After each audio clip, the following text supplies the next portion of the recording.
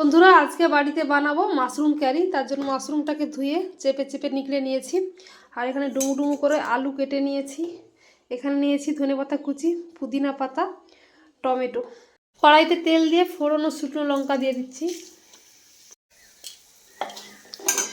দিয়ে দিচ্ছি কেটে রাখা আলু।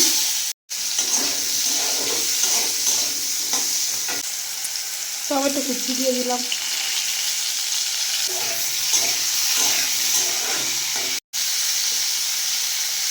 পরিমাণ মতো লবণ দিচ্ছি।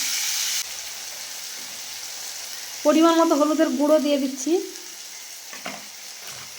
লঙ্কার গুঁড়ো,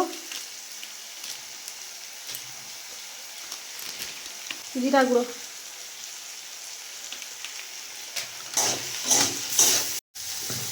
দিয়ে দিচ্ছি মাশরুম।